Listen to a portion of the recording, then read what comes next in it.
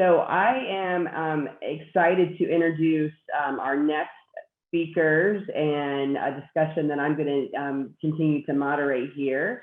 And we have Dr. Rachel George on. I see you. Hi, so great to see you. And Voja, do I see you on? Hi, Lisa. Do you see me okay? Awesome. Hi, Voja is the CEO of Vicert, one of our sponsors. We're happy to have you. And then Dr. Rachel George is the global lead of health system advisory and innovation from Salesforce. But I'd love for you both just to give a brief, introduction as well, and a little bit of details about your background, if you could. Rachel, go ahead. Oh, great. Thanks, Voja. So as Lisa mentioned, Rachel George, I'm a physician, internal medicine, kind of started my career doing hospital medicine work, and grew up in the provider space, working very closely with a lot of different hospitals and health systems, working closely with a lot of the different EHRs that are out there. I think I've personally been involved in at least 3 different EHR implementations and rollouts in various hospitals and health systems, as many of us have probably been at some time.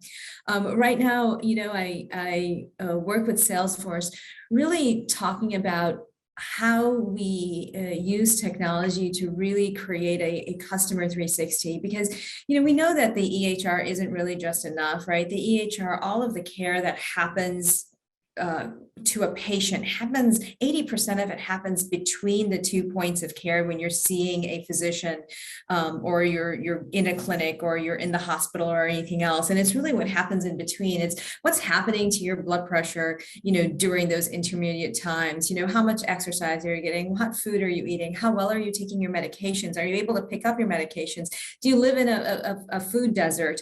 What's happening all around you?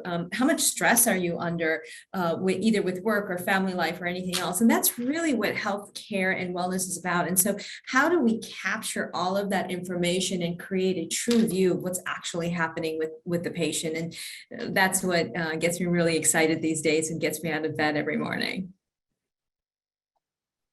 That's awesome. That's awesome. Voja, what about you? Lisa, I'm Voja Lalich. I'm a founder, CEO of Vicert. I started Vicert 20 years ago as a focused digital health IT solution provider. Over the time, we have built over 300 products and solutions in the space for clients and customers, ranging from early stage disruptors to established product companies in US and in healthcare space, and then to some of the largest providers and payers in California and United States.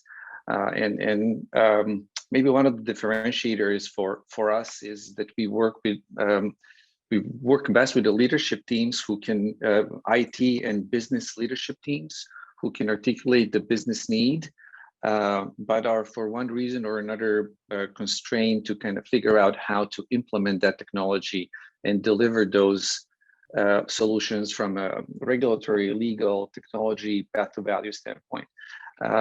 So that's briefly background on me. That's great. I love both of your backgrounds, and obviously it's hard to have a discussion about data and information without touching on EHR. So which is certainly our topic, is to talk about that current state, and still what's the future, right, of what's to come next with EHRs. Voja, where is Vicert in terms of interoperability and EHR integration? Yeah, I mean this is a tremendously interesting topic, and Rachel touched on several important points. But really, what we see going on is that EHR was established as this kind of a monolith in the hospital system that did 2 things. One, kept the patient information, and 2, was responsible to define and manage the clinical workflow.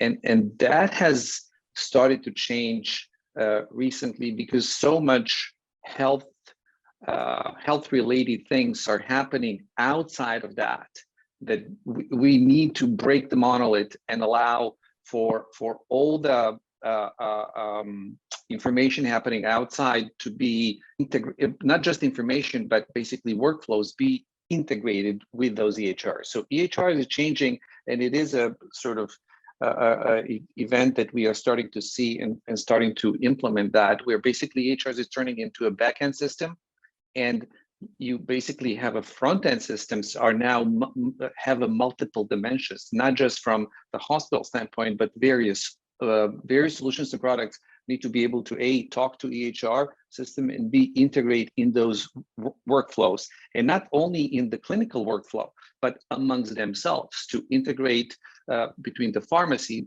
the products, and remote patient monitoring solutions to talk to each other, integrate with their respective workflows, and integrate that with the backend EHR. So that shift is amazing to see. And Fire, Smartphone Fire are technology elements that are starting to enable that. Yeah, no, that's perfect. That's perfect. Rachel, when Salesforce is doing some very exciting things around in the healthcare space in general, but where do you think Salesforce is, or just your opinion around the future and the impact of EHRs are going to look like in the future?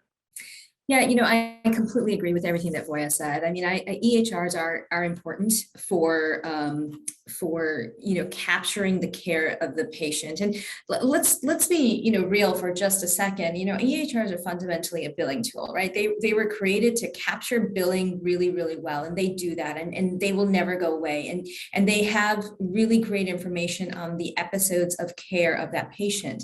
But EHRs were never created to be user-friendly. So if you talk to the clinicians, EHRs often didn't make their lives better. We had to change workflows around how the EHR worked. So as a clinician, I'll tell you, we trained on what's classically known as a SOAP note, subjective, objective assessment and plan.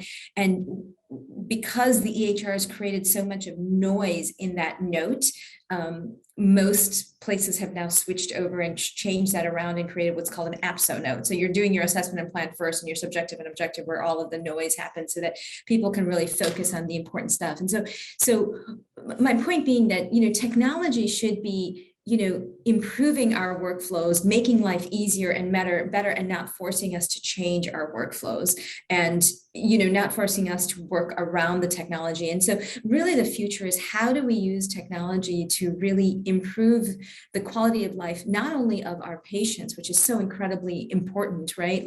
So how do we get all of that information that doesn't happen only at the points of care, but happens all around, right? All around those hospitalizations or those visits or anything else. And how do we and how do we do that? But at the same time, how do we impact the people who are providing that care, so that there is less administrative burden and less burnout. I mean, burning out of our clinical teams is so incredibly important, and is such a tragic thing that we have to all be talking about. And technology till now in healthcare has actually made life more difficult for our clinicians. How do we make it better? How do we solve for making sure that information gets transferred? I was telling the story recently. I walked into a patient's room with not knowing that the patient's son had died literally hours before. And the patient suffered something which he wasn't sure it was a panic attack versus a heart attack versus something else. But gets put into a whole different context when I found out that the patient's family member's son had died just hours before they arrived. But somebody knew that information. It wasn't communicated to me. And you want to talk about feeling awful as I figured this out, in that patient's room. That shouldn't happen, right? That happened some time ago, and I'm still thinking about it, and I still feel awful about it, and it's still miserable, right? But technology can solve for those issues. We can make communication better, and we can make which is better for not only for the patient, but for the clinician. So it's really about, how do we, close those gaps? How do we improve communication? How do we make it easier for everybody while improving care at the same time? I love that so much because it really is about this human experience, right? It's the patient that matters. So I love that that's what you emphasized there and touched on the care and the delivery of care. I knew this discussion would go really quickly, but if we could just, if I could just ask you both one quick question as a wrap up is, and you both have already touched on it to a degree, but so what's next, right? I mean, how is the role of EHRs changing maybe, or what improvement would you like to still see in the future?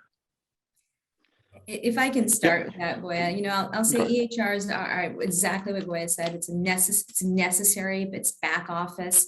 But how do we wrap around that EHR? I mean, EHRs won't go away and they shouldn't go away, right? They provide a valuable service, but it can no longer be the EHR by itself, right? So how do we connect with the EHR with all of those other systems that are out there, right? Whether it's the patient's own home monitoring systems, whether it is, what's happening outside in terms of, understanding the demographics and the overall big picture of what's happening with that patient, the social determinants and everything else. So how do we wrap all of that information that doesn't rightly belong in the EHR, right? So how do we provide all of that interoperability to provide a holistic view of the patient and not just the current very myopic view that we have?